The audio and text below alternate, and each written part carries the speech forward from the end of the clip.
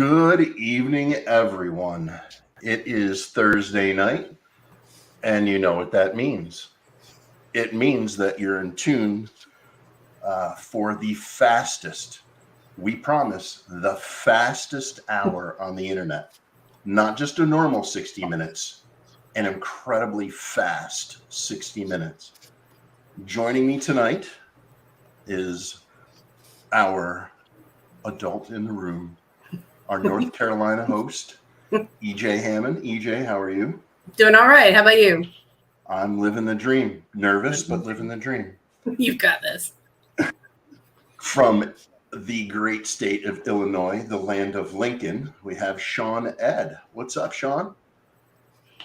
How you doing I was going to say living the dream, but you said that, so I'm going to live your dream with you.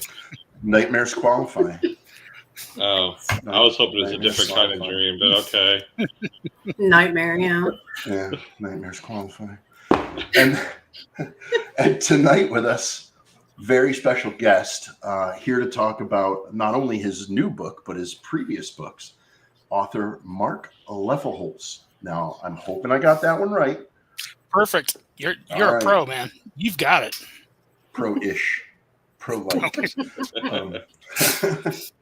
So we are going to bring you some interesting news. And I don't know, but here we go.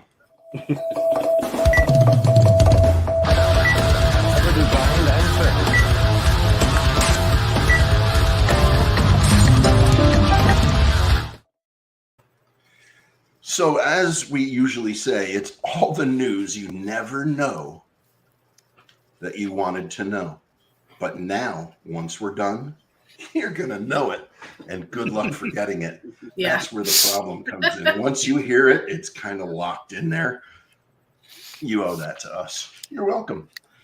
So I think tonight's first story is going to be EJ, correct? EJ, you're leading us off tonight? Yep. I've got the first one tonight.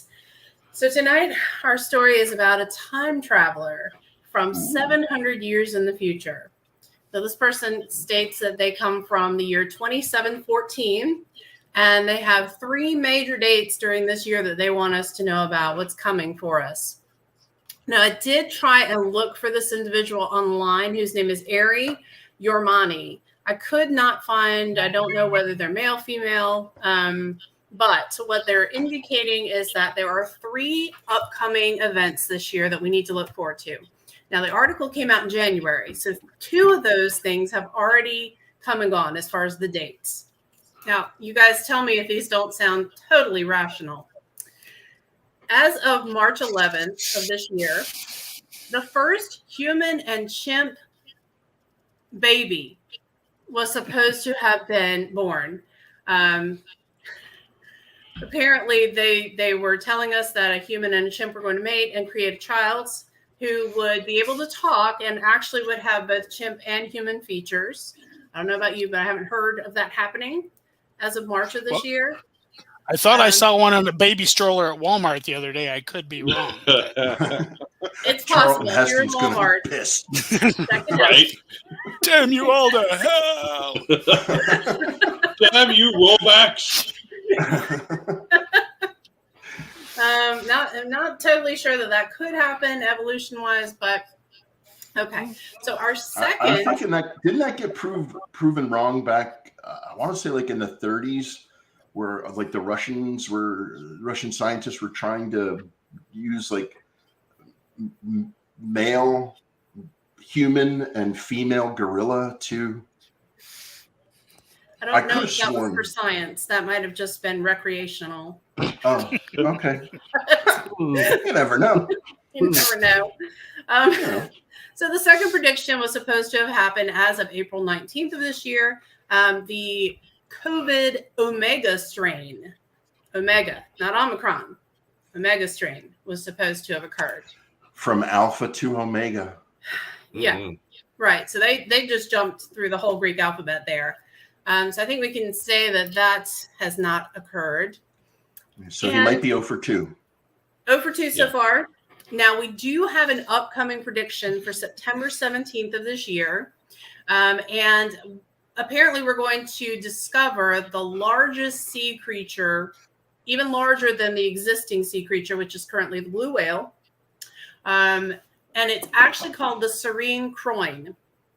And I'm going to spell that in our group chat because I had to look this up as well. The Serene Coin is apparently a Scottish sea monster that is already considered, its actually existence is in Scottish folklore already. It apparently can eat 7 whales at a time, and only the devil can slay it. You're loving this story, aren't you, Adrian? I told you I wanted to do this one. It's hilarious. So that's what we have to look forward to in September. That's probably the least thing we have to worry about by the time September rolls around. Yeah. Yeah. I mean, indeed. Right?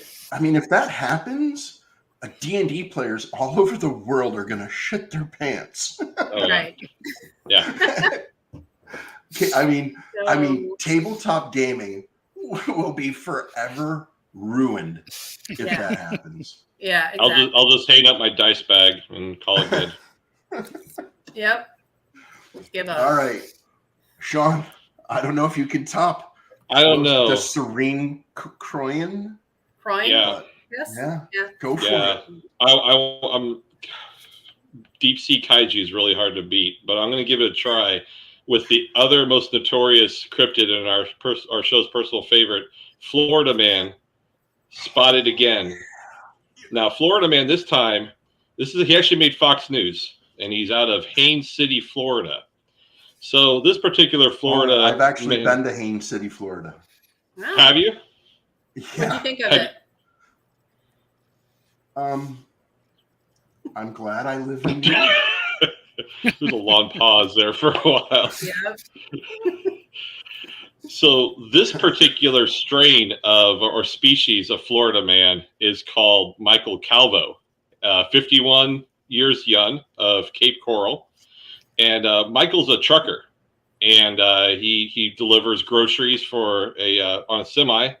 And he supposedly went to a grocery store, they don't name which one, and started causing a ruckus when he decided what they thought was to be parked to, get the groceries off the truck. Suddenly he rips the whole awning off the back of the grocery store. So, they go check it out. People start coming around. And this just happened a couple days ago. He not only ripped the awning off, but he hit a parked pickup truck and pushed it 200 feet. So he had to be either booking it or just had his foot down on the gas and just kept going. Random speed. Yeah, he did. Like, he Mad Maxed it right through there. Wow. And then when the officers showed up, they couldn't get Michael out of the truck for a long time. He didn't want to come out. And so when they finally got him out, they said, he's kind of acting weird. And they go, were you falling asleep? Had you been drinking? They're checking, doing breathalyzer. They're also concerned, medical emergencies, obviously. And his response, he said, I was smoking my meth pipe. I mean, just nonchalantly, like, that's what I was doing, brah. Smoking that meth. Points for honesty.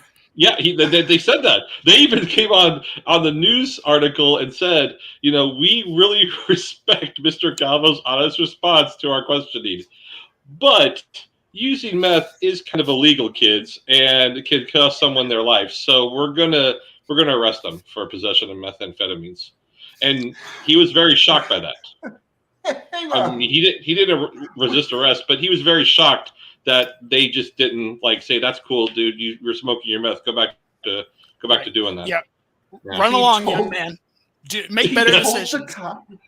He told the cop. Yeah. I was smoking my meth pipe. Yeah. Yeah. And they didn't go, you prince amongst men, just venture forward. That didn't work for me the last time I tried it either. So I don't recommend. I just don't recommend. I know, right? Yeah. Those Haines County police officers evidently are a little judgy about the old meth pipe. Yeah. High and mighty. But that's my Florida man. cryptid article for this week's podcast. So you're welcome, internets. Yeah. Florida man does not disappoint. Nope. Never. I Never mean, does.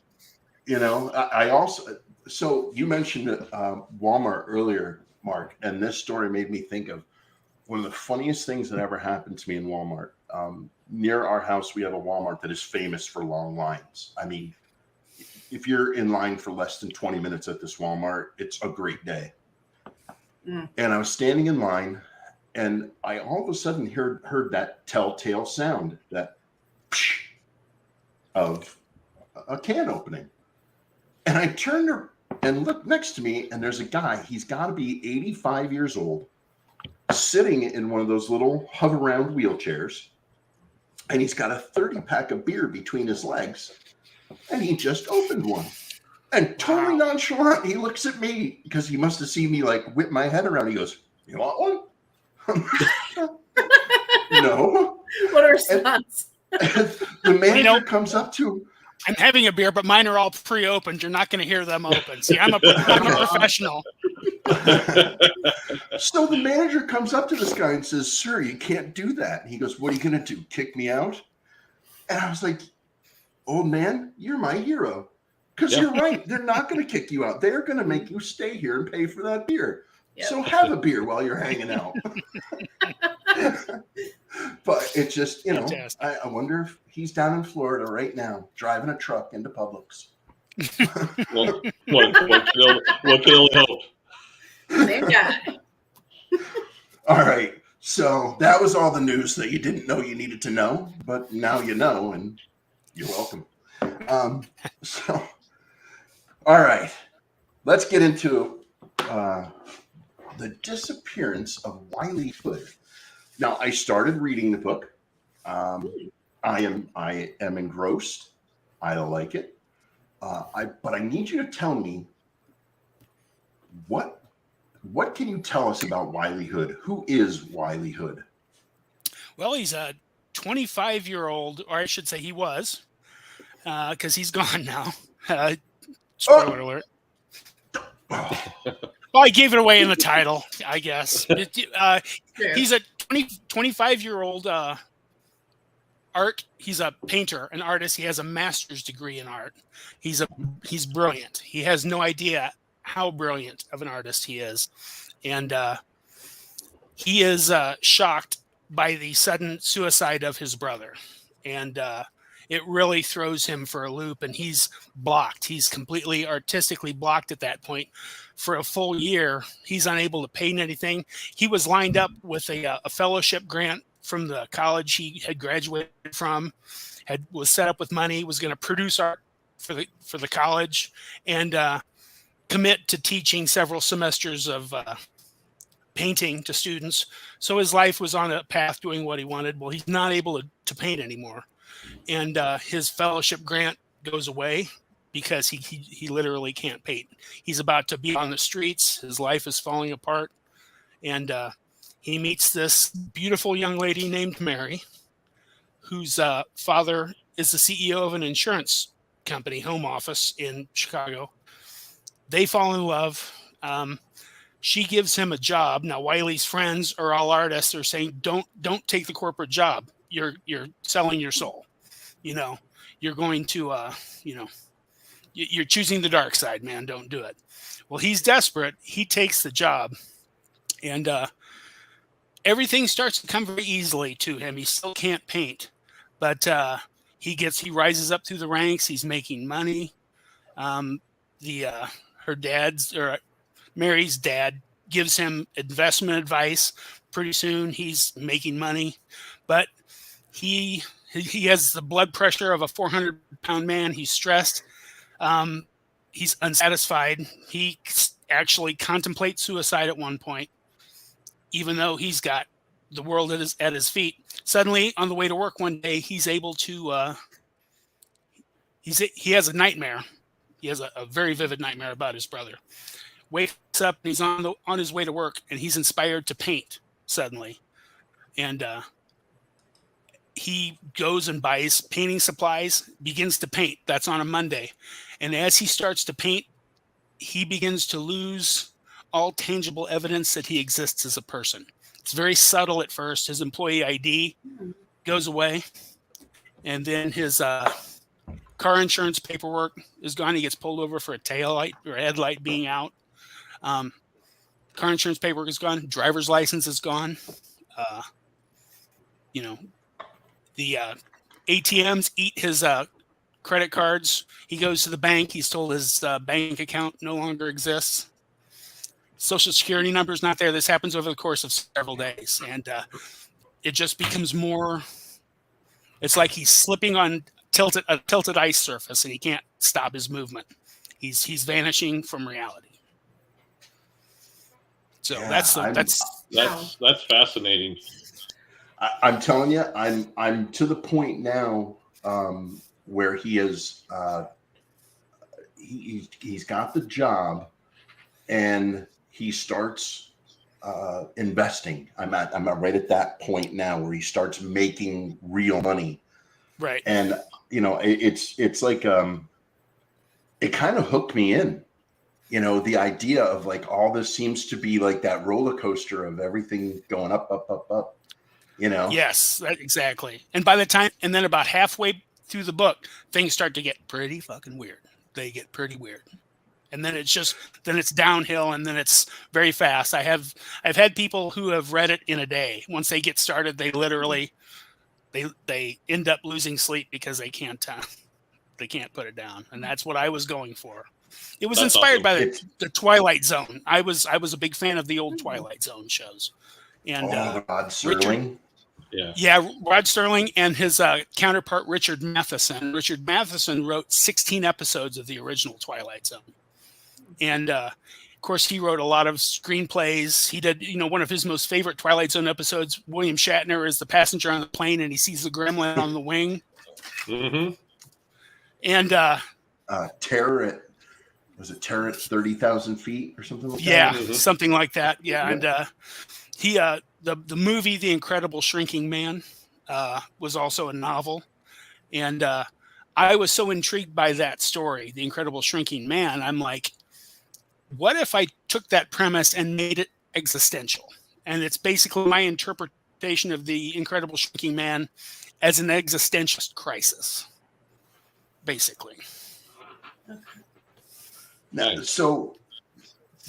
Now you say you're a fan of the original Twilight Zone, and I haven't gotten deep enough into the book yet, but can I expect some Twilight Zone twists? You better believe it. Yeah, there's visions and nightmares, and it gets very crazy. Very crazy. I can't wait now. I am a slow reader that at sounds this awesome. point. So I don't want to know too much more. Yeah, I'm not going to give too much away, but it's like I say, that really sets you up, and then you literally are on the roller coaster, and you're in it for the whole ride. And I tell everybody, and the reviews I've gotten on Amazon have been very, very kind. I'm at 16 5-star reviews. Nobody's ever given me anything but a 5-star so far. So, and still pretty early in its run, but I want this story to get to as many eyes as possible, because I'm never going to write. I mean, I love everything I write. They're all my kids, in addition to the actual 2 sons I have. But I'm never going to do anything like this again. This is the one. This is the one I'll be remembered for. I'm convinced of it. Mark, sorry. No, go ahead, EJ. I tried my hand at fiction writing. I'm much better at nonfiction. But what is the process like for you when you create that story? When you kind of know where you want it to go? How do you get to that end point? Yeah, well, this particular story has an interesting history. I wrote it in 1988. I'm dating myself now. I'm going to turn 60 at the end of this month, so I'm getting there. But in 1988, it was a 5,500 word short story. That's about 15 pages double spaced. And basic premise was all intact. The ending was the same. And I wrote about 6 or 8 short stories just trying to learn the form during that period, trying to learn the form of the short story. Then in the early 2000s, I started to read screenplays. I read like Pulp Fiction by Quentin Tarantino, the screenplay. Wow. And I was so fascinated with that art form, I decided to write, to try one. The very first thing I did was I picked Wiley of my stories and I blew it up into a screenplay that ran about 98 pages. So it would have been about an hour and 40 minutes worth of movie. And so I expanded it, made it bigger, created depth of character. That's when he became a painter, became an artist, and expanded from there. And then after doing a couple of my private eye stuff, we'll get to that. But I wanted to take a break from Oscar Jade, who is my fictional detective. And I thought, I've always wanted to just really just go nuts with Wiley and just blow him up and make it first person. And he writes about it's about 387 pages. It's about 90,000 words. Yeah. So it's a nice healthy chunk of reading, but it reads very, very fast. You'll go pretty fast probably. Could you still see it as a movie as it is now? Yes. Oh yeah. Yeah. In fact, I used the screenplay as the actual body of the screenplay kicks in about halfway through the book. And at that point, once I'd set up all the dominoes, I basically used my screenplay as an outline and just basically converted it. And writing it was so much fun. And it was, I felt like I was channeling a collective consciousness beyond myself. I know that sounds strange, but hey, this is Night Terrors, so we can talk about strange. Absolutely.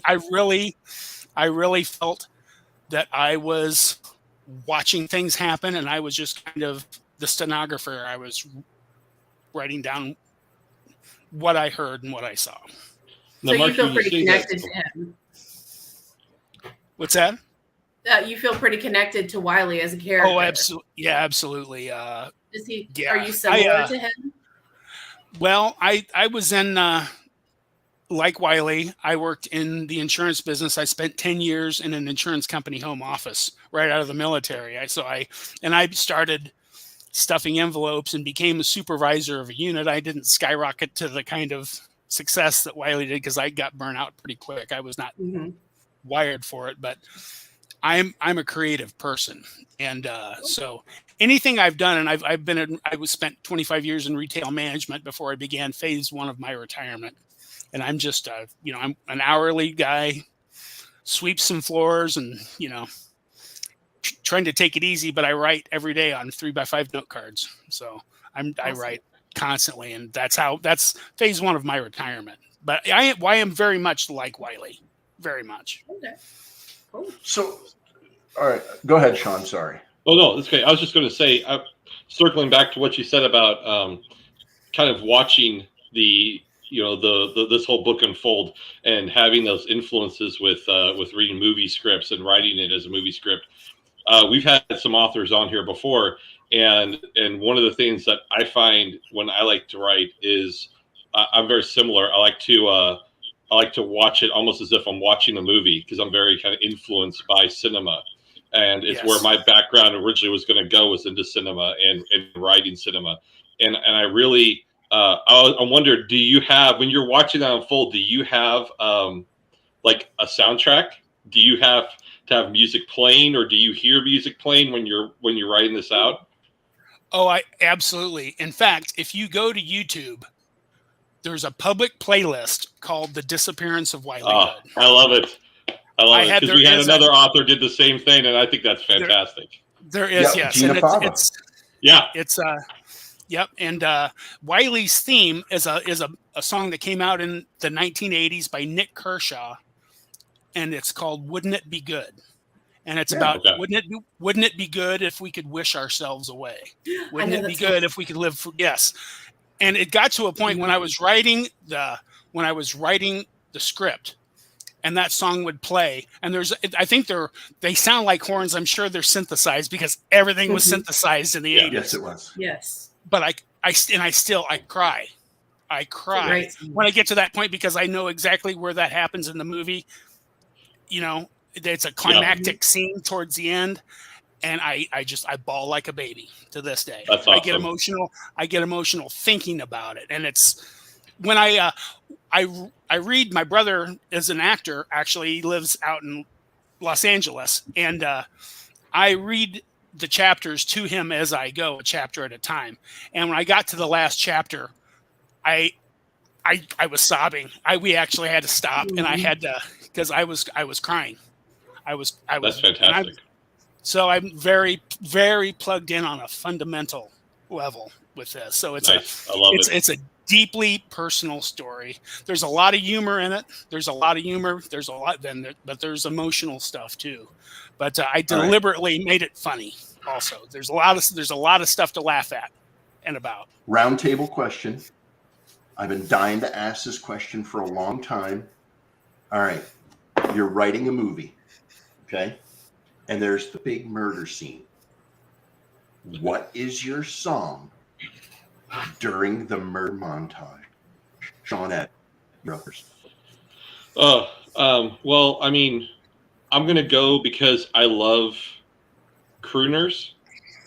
I'm going to go with either Mac the Knife, Bobby Darin's cover, or, or I'll go bluesy and I'll do Crossroad Blues because I really like that as well. And that gives it a very southern sexy type of feel to it. And I like that. So that dirty feel. Yeah, I gotcha. Dirty South. EJ? Yeah. Okay, I am a big Tarantino fan. And as you all know, I'm a huge David Bowie fan. So much in the line of Inglourious Bastards. Cat People. We had no idea that you like David Bowie. I know, it's a surprise. So Cat People, the one that sings about putting out fire with gasoline. Oh my God. I think that would be what I'd do because it's a slow burn song. It builds up to the violence. David Bowie is my favorite solo artist, by the way. Yes. So you and I are simpatico. There are two or three David Bowie songs on the Wiley soundtrack. So. That's awesome.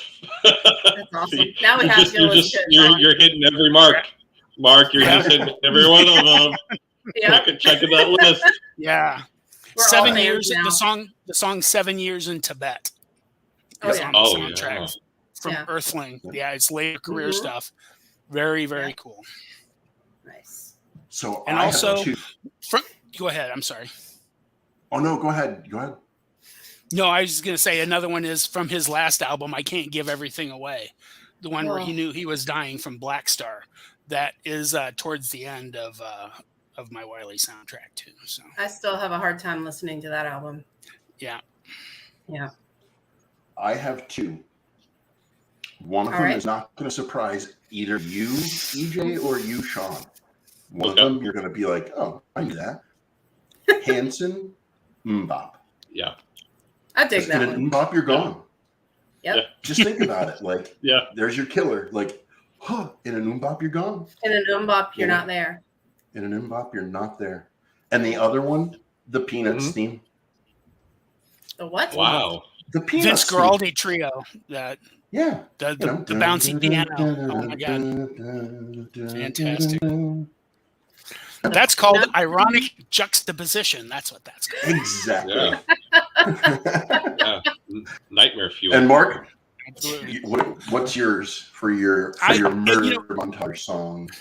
I have, I've done a few murders. I've killed a few people on paper at this point. So I have a little experience. It's a good thing you said on paper. On paper, absolutely. Yeah, because the third acts of my Jade books get fairly violent. At least so far, the first two have. It depends. It depends on the kind. Depends on the kind of mayhem. But I would kind of lean towards Deep Purple's Highway Star. Ooh. Or possibly Zeppelin's Black Dog would be another. Oh yes. Yeah. I am a huge fan of Dred Zeppelin's cover of Black Dog. I don't know. Robert Plant is a huge Dred Zeppelin fan. Yes, he is. He's a huge Dred Zeppelin fan. Yes. I was fortunate enough to see Dred Zeppelin. Toward Elvis is the greatest. Oh yeah. Wow, that's fantastic. So, EJ, because I'm sure you have no idea, Dred Zeppelin is a Led Zeppelin cover band, but all of the songs are done reggae style with an Elvis impersonator as the lead singer. Wow. I'm sure However, YouTube has got them. I'm sure they're on there. Oh, yes, they are, and they are amazing. Wow. So, and oh, look, we have a Okay. in our chat room. We have Phil who says, "Ween, push the little daisies." Push the little daisies. That sounds like a very Phil response. It does, doesn't it? It's very glorious. And I can see that Phil actually has a couple published books out, and they are very good. I've never gotten Ween from anything he's written, but now I will probably have to reread them and wonder if that's the case. So it's not the same Ween as Barbie Girl is another great murder song, Phil. Ooh. Yeah, made of plastic. It's fantastic. Now, when Phil mentions Ween, it's not the Bigfoot Southern Tier New York Ween, is it? Maybe. I know that they had a song called "Poop Ship Destroyer." I don't know if that's the same one or not. They're on Beavis and Butthead. It's been a hot minute since the 90s. I'm trying to remember. Oh, I'm sorry. We just went down a really weird rabbit hole. Yeah. They do. It's all legitimate, though. Yeah. No, I believe you 100%. And I am my favorite Dred Zeppelin album, Hot and Spicy Bean Burger. If you can find it, it's definitely worth a listen. So fantastic. Stacy says "Killing Strangers" by Marilyn Manson. That's a good one. That is really a good Absolutely. one. Yeah, that is really good. You see, there's all the cliche ones though. There's like "Let the Bodies Hit the Floor." Click the Boom. Red Right Hand. It's all Nick Cave. See, a great tune, but it's like cliche. It's American Psycho. Huey Lewis in the News. That's what I mean. Is you got to go to that weird juxtaposition when you get there. Absolutely. It's like American Psycho here. Yeah. Huh? Okay.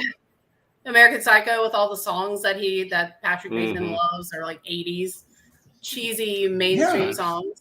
Yeah. Yeah, Huey Lewis in the News. Come on. Yeah. It was like the happiest band in the world, and this guy's like hacking people up, running around naked with his socks on. Well, Quentin Tarantino loves ruining songs for people. I mean, that's what he does. Oh, well. Ruining them. Well, I mean, like the song Comanche, the scene in the basement in Pulp Fiction, the band whose song it gets played during that crucial moment was not happy. I mean, they cashed the royalties check, but they weren't happy about being associated with that specific act that happened down there. I personally cannot listen to Steelers Wheel without thinking of that little dance. In Reservoir Dogs. Yeah, I can't. He didn't want to do that scene either. It was too violent for him. Yep.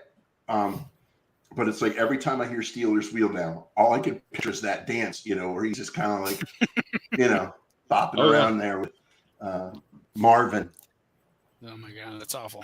Yep. And I read somewhere where that most of the money for that production went to Harvey Keitel helped get the funding, and most of the money went to buying that song.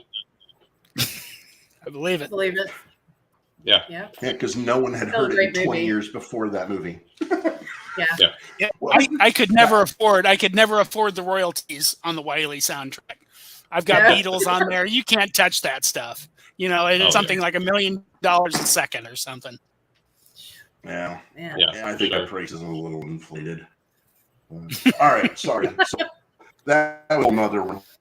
Anyway, so, Mark, you have some other books, don't you? You said you mentioned earlier you have a private detective, and I love the 40s, I love the 30s, the 50s. That's my wheelhouse. You're num num num. You're getting right into that for Sean Ed. So I need to know what's going on there, buddy. Blood and Ashes. Okay. That's the first one. That is set in that is set in 2 days after Pearl Harbor, December 9th, 1941. Okay. That one starts. And the second one starts on Valentine's Day of the following year, Stormmaker. Okay. And it's private detective. His name is Oscar Jade. He was born with a club left foot. Okay. But despite that, he tried out for the St. Louis Cardinals in 1934 and was almost picked up as a pitcher. He actually was a Golden Gloves light middleweight boxing champion, and was the youngest police detective in Miami history before he left the force very quickly, suddenly. And now he's a private detective. Wow. Does he have the pebbled glass door? Not yet, but I think he will have it. He will have it in the third book.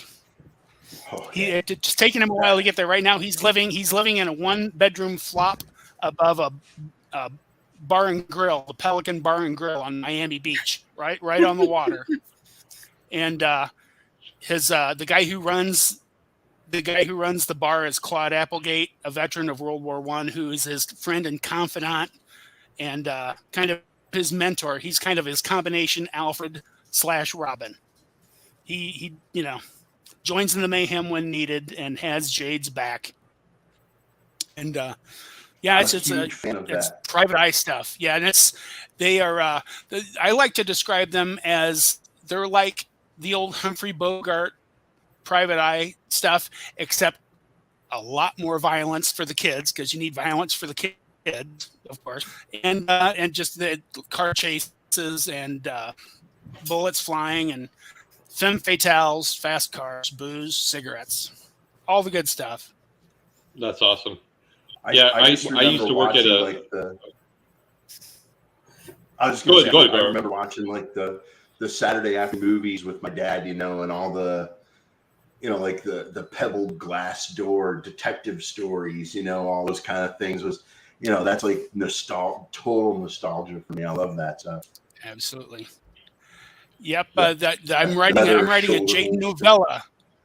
And my new Jade story, it's a short story. It's called The Duesenberg. He's sent to Oklahoma to an old man's grandson has stolen his priceless Duesenberg from his garage in Miami and driven it to Oklahoma. So Jade goes to Oklahoma to get the Duesenberg back. So that's my newest project. That's what I'm working on every day right now.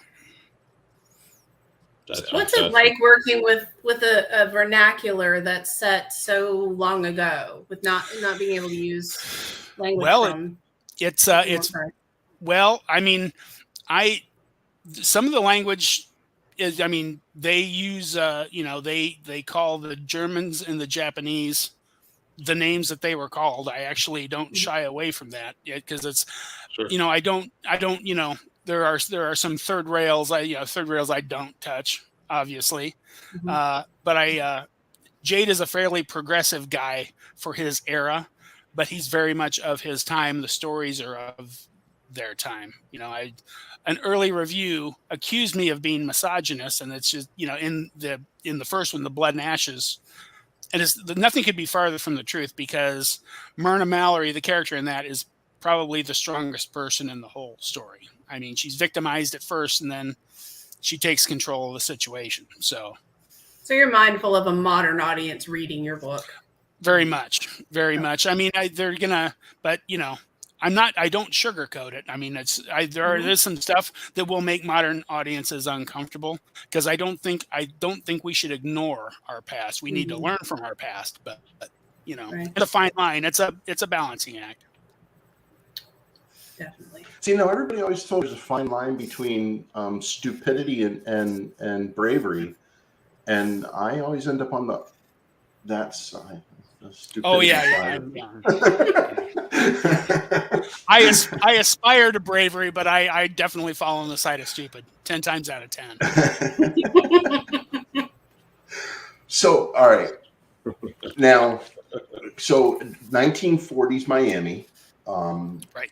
Having spent some time in Florida, that was like the heyday of the neon glitz and glamour. Absolutely. Of Miami. And it was not called Art Deco yet. It was called modernist. Yeah, it was like there was still the Cuban imports down there. You could still do Cuban cigars, a good Cuban rum, and everything was happening down there. Absolutely. So absolutely. Is that part of the tale? Well, yeah, and I haven't really gotten to the Cuban aspect of it, but I'm definitely going to do that. My goal is to keep writing them as long as I'm able. And every book starts with a specific date. You know how James Bond has the gun barrel at the beginning? Mm-hmm. This one always it gives a location and the date. Miami Beach, Florida, December 9th, 1941. And then we go from there. So I'm controlling how fast he ages, So he's exactly 50 years older than I am, coincidentally. Same birthday, born 50 years to the day before me. Nice. So that sounds very Sam Spade, very like Raymond Chandler's Philip Marlowe, where they started off with that like date, and it's like you hear the typewriter sound in the old radio shows. Exactly. And then that's boom, exactly what I'm going for here. Oh, and I'm fantastic. I'm a huge fan of Raymond Chandler, the Philip Marlowe. Oh yeah. Mickey Spillane's Mike Hammer. Those books, I, the Jury, amazing stuff. Oh, yeah. And Dashiell Hammett's Maltese Falcon is one of the most brilliant, and it's a restricted third person perspective. You never know what Sam Spade is thinking, ever. Yeah. You never know what he's thinking at all. In my books, in most detective books, it's like, well, I could tell he was lying because, body language and, the way he won't meet me in the eye, look me in the eye. You never knew what Sam Spade was thinking. You just watched him move and operate. And in the end, you're kind of appalled because you realize Sam Spade really isn't that much of a good guy, So it's brilliant. And I highly recommend that. I mean, besides my own books, I definitely recommend Raymond Chandler and Dashiell Hammett. Also, Ian Fleming.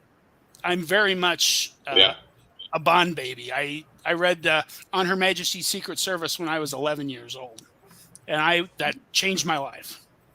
So I've been trying to. My mom named me after Sean Connery. I named my oldest son Ian.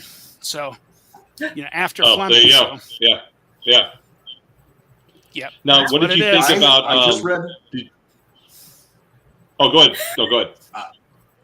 I was going to say I just read a crazy fan theory about James Bond, and that is that 007's name is James Bond, meaning that whoever gets elevated to the 007 status.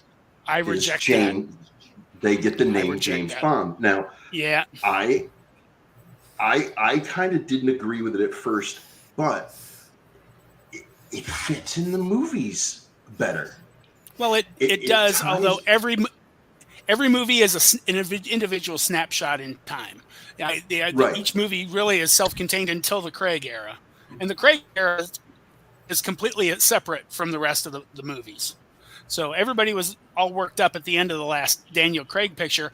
I think they're going to put a new guy in, and it's going to be like Pierce Brosnan was just in Die Another Day. They're just going to keep on going, But I think James Bond is the son of Monique Delacroix Bond and Andrew Bond. He's half Swiss and half Scottish, and he is who he is. Now his age changes because time keeps going on. Because the original James Bond was a commando in World War II, and obviously you can't do that now. But so I don't believe the codename theory, but I understand a lot of people do, and it's art. You can believe what you want. Well, it's not necessarily that I believe it. I just thought it was kind of cool how it ties into the movies. And my personal favorite Bond is definitely Sean Connery. I don't know if there's really any argument. Yeah. However, Skyfall was one of my favorite Bond movies just because of the fact they were smart enough to strip everything down. Yeah. You know, when he's sitting there with Q and he's looking at the painting and he hands him the gun and the radio. It's like a gun and a radio. It's hardly Christmas, is it? And he goes, "What were you expecting? An exploding pen?" You know, we don't really go in for that. And that was so perfect. Oh, yeah. You know, it was that how you get back to the beginning of Bond and just go from, you know, and launch. I really enjoyed the Craig era. I even liked the last movie. I know that's not a popular opinion. I liked the whole thing. I loved what they did. I had no problem with it. You know, I really didn't. But let's get back to what your books and stuff. Number 1, Disappearance of Wiley Hood, available on Amazon, correct? Amazon, and it's rather than trying to figure out my last name, like I say, I should have picked a pen name. I didn't really think that through very well. So rather just look up Disappearance of Wiley Hood on Amazon. It'll pop right up. And then once you have that there, once you click my name, it'll bring you to the author page. And then there are links to all 3 of my books there. So yes, awesome. Please, everybody check them out. You know, I tell all my Facebook friends, it's like, I'm not going to stop talking about Wiley until I've sold 100,000 copies. So get buying, people. There you go. Right. Well, we're going to push copies for you.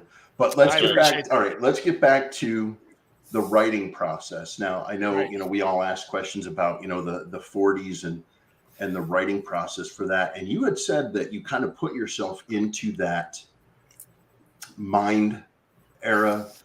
Yes. Now, with Wiley, you had a playlist. Is there a playlist for? Ooh. You know, yeah, and I gotta share my playlist with you, Mark. Oh yeah. It's all big band. It's all period stuff. It's Duke Ellington. It's the Dorsey Brothers. It's Benny Goodman. It's Glenn Miller. It's the Lovely Lemon Sisters. Yeah. Take the A Train by Duke Ellington. I'm riding shotgun with Jade when that comes on. I'm just, you know, you know, the palm trees and the shadows and the tilted fedora and the half pint of Jim Beam he keeps under the driver's seat of his 1935 Ford Roadster with a supercharger made by the McCulloch Chainsaw Company. They actually did that. The McCulloch Chainsaw Company. You got to stop. You're getting me emotional already. You got to knock this off. This is all fantastic. If you're not careful, Sean's going to propose marriage. I'm a little flip. Stacy's going to get very, very mad very quickly. Yeah. You got to read them, man. You'll love them. Yeah, I'm on it. I'm on it. Blast. So I love the fact that you're doing that. I love the fact that you're putting yourself into that period, you know, not just, you know, it just mentally accepting the period, accepting the space, and then letting it flow. That's awesome. I mean, it's one of those things that, like, I know that, you know, creative people say that, you know, they have their muses. I think music is one of the greatest muses ever. I really do. Oh, yeah. I think that you can derive so much from it. You can get the feel, you know, like I said about, you know, some of the songs that we mentioned, you know, during the murder montage. It's that the disposition and stuff from, you know, the late 30s, early 40s was, you know, that was underground club. That was, you know, where the good kids didn't go. You know? Oh, absolutely. Yeah. There's a great scene, and it's toward the end of Blood and Ashes, but I will not to give too much away. But they're in a bar and grill, and a hand grenade goes off, and a piece of shrapnel lodges in the jukebox, and the jukebox begins to play a Bing Crosby song during a gunfight. That happens in my book. Oh. You got to tell us which one? You get. Actually, I had to fictionalize it because I was going to. It's a fictional song because I actually had to have lyrics as the gunfight happened, and actually, awesome. Sony. It would have cost almost 25 cents a copy to pay to Sony to have the lyrics to an old Bing Crosby song in there, and I actually contacted their copyright people, and I'm like, well, I'm not going to do that, so I made up. I wrote a fake Bing Crosby song and did it for free, and I guarantee I probably sold a copy of Blood and Ashes to Sony's legal team. So there's that. There you go. Okay, in the chat, I don't know if you just noticed. Your lovely fiance told you to sit down. You're breaking up on me a little bit, Rob. Yeah, I didn't hear just a what little that bit, last Rob. Sorry. We're getting a storm here, so a little interference. Apologize. Oh.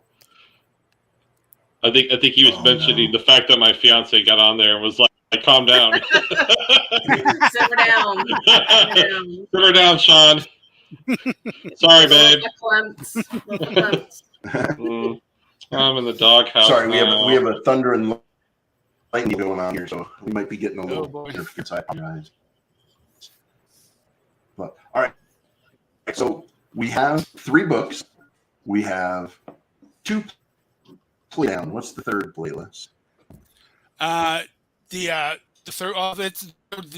playlists are it's just 1940 stuff. I don't really don't necessarily I listen to all kinds of stuff when I'm writing, but when it's time for me to do specific mood pieces, I will pull out the classics and I will name them. Like Vera Ellen Will Meet Again, is in Stormmaker. It's playing on the radio because it's it's kind of a romantic thing. So, I'm a big believer in drawing from that era. And I read newspapers that happened on specific days and news events like the war, like the Japanese getting ready to seize Singapore.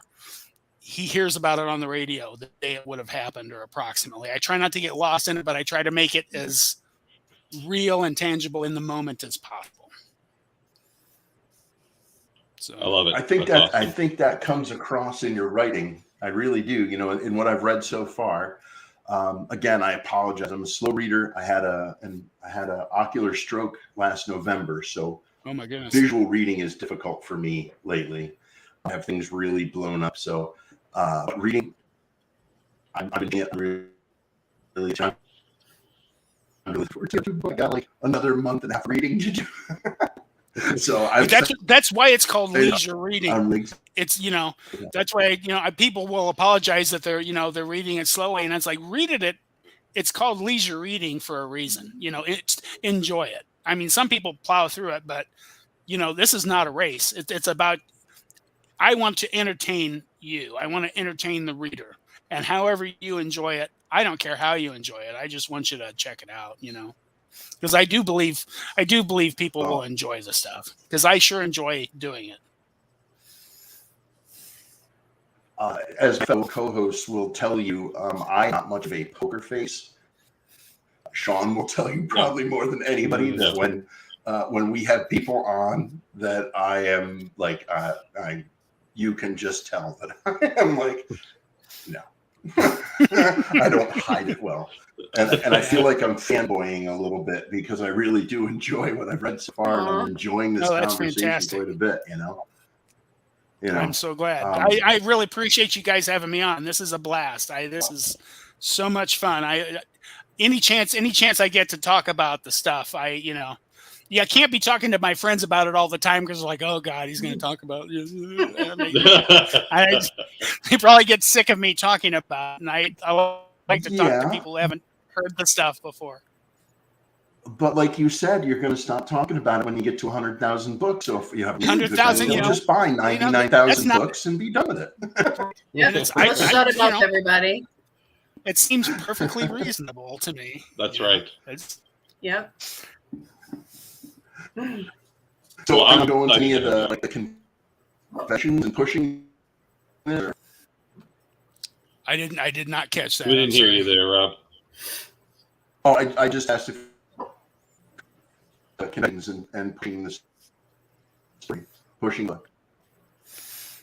Well, I'm getting it out as much as possible. I've done some radio.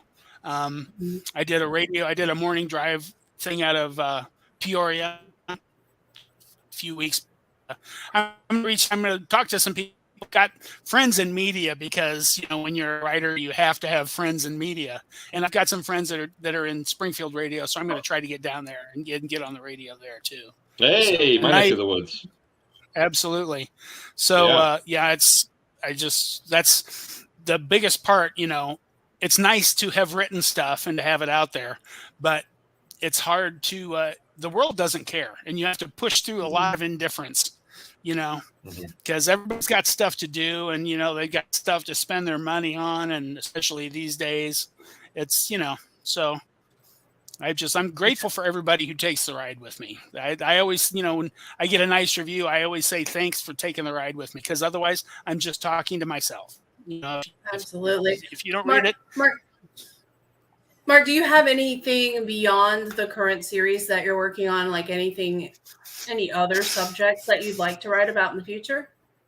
Yeah, I've got a couple of things. I've got a steampunk story idea. Oh, wow. In an alternative, like an alternative 1870s, where there's like an airship war happening over Europe. Wow. And I've got a guy, and I've got a character drawn up, and I've got a very rough sketch there. I've would also like to tell a story about American privateering during the Revolutionary War in the Caribbean and around there. And and I've volumes of actual letters written during the Revolutionary War, from everywhere, from Washington and Adams all the way down to, soldiers writing letters home from, Lexington and Concord. And that is a long-term thing. I've got a title for it. I've got the name of the boat. I've got, so it's just a question of prioritizing. I got more ideas, and I've got life left, probably. That sounds exciting. I love historical fiction, so I bet that'll be really good. Definitely. Yeah, it's always it's a big part. Even Wiley, which happens entirely in Chicago, a lot of research, because I don't spend a lot of time in Chicago, but it's you feel like you're walking the streets of Chicago when you read it. I promise. So that's amazing. It's much like Dracula. When that was written, the author did not know anything about Romania, and yet he creates this amazing, Bram Stoker creates this amazing story about the country itself. And so I think that's awesome. It's all about, it's like being a magician. It's like just misdirection and sleight of hand, and you build trust, you suspend disbelief, and you just hope that, you're going to sell books and some popcorn, That's excellent. Yeah, you weave you. the story good enough, and you keep the reader right there with you. You get them to weave the web with you. Hopefully, yeah, absolutely. Awesome. It's the fastest hour on the internet. It is. I have enjoyed this immensely, guys. Thank you so much for having me on. Awesome. Yeah, thanks for coming. Thank you. Yeah, you referred to me. Yeah. Oh, say that again. I couldn't see it. It's perilously close to me. It's like, in 3D. Nice. Oh, very cool. So we're available on Amazon. Yeah. And I actually do you have your own website? It's called marktheauthor.net. And I sell autographed theauthor.net. And I sell autographed paperbacks and hardbacks. I am available in hardback also off of my website. Right. So, but my first preference, I tell local people, if you're local, buy it on Amazon, because I want to tweak the algorithm. Find me and sign it for you. But otherwise, I've got people, I'm selling books in Germany and the UK. And so obviously some of those people, I sign it and then I just mail it, so. Yeah. Just read it. I don't care how you read it. Just read it. I'm only $3.99 on Kindle. If you have Kindle Unlimited, it's free. It's free with your Kindle Unlimited subscription right now. So awesome. I've really enjoyed this. I mean, I had a blast with you. I mean, incredible hour. I can't believe it went by that fast. It feels like we still have half an hour left, and we don't. I mean, we're at the top of the hour. So listen, get out there, horror fix fans and audience. This is a book that you need to buy. This is worth it. I'm telling you, it will scare you. I promise. It will scare you also. It'll make you laugh. It will scare you some also. I promise. Well, that's Sounds what I'm good to looking me. for. That's why we Yeah. do the Yeah. show. So, listen, everybody out there, stay safe. We'll see you next Thursday. Next Thursday, author Rod Sadler, who wrote a book about Michigan's Ted Bundy. This is a gentleman who was a serial killer in Michigan, and his nickname was the Michigan Ted Bundy. So next Thursday night, same bat time, same bat channel. Mark, thank you so much. We had a blast. Yeah, minutes for us off the air. Thanks, guys. Thank you. Do you have a minute for us? Oh, sure. Okay. All right. See you next week, Horfix fans. Bye.